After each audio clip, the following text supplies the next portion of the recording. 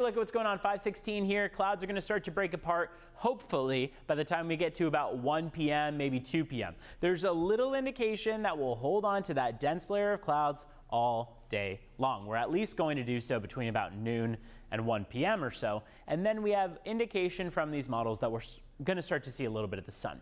There's the opportunity that we don't, and that's going to be the case between today and about Friday. By this upcoming weekend, however, we start to see those clouds breaking apart a bit. We'll start to see temperatures recover just a bit. So that's the saving grace for the weekend forecast, is that things are changing. Yesterday, Vista, Ramona, Alpine, all three cities broke their daily temperature record in terms of it being the coldest afternoon high. Vista saw an afternoon high of 70 degrees. That was the coldest afternoon high they'd seen for that day, for September 17th.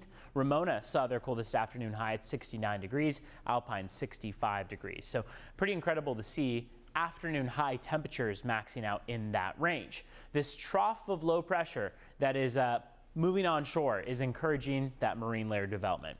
It's also encouraging a little bit of drizzle out there. We've seen some mist, so you may need the windshield wipers, or at least you might notice the damp roads. And then as we continue through the rest of the week, it's going to merge with another trough of low pressure as they come together. Going into Wednesday, Thursday timeframe, we'll really start to see that trough move onshore. We don't see much of the wet weather surrounding it. Look at that counterclockwise movement. We don't see any of that moisture, but we will see that cloud layer push onshore. And then here's what we have going into Saturday and Sunday. Those clouds really start to break, especially into Sunday. Saturday seems like it could be a bit cloudy out there with a little bit of cloud cover moving onshore around that time. However, as that ridge starts to strengthen, it will bring about the warmer, drier conditions outside.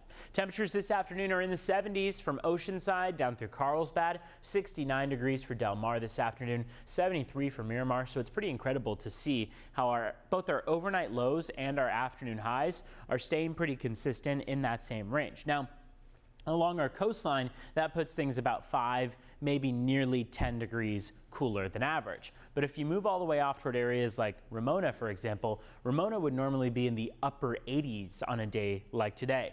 So your valley floors are closer to 15, 20 degrees cooler than average.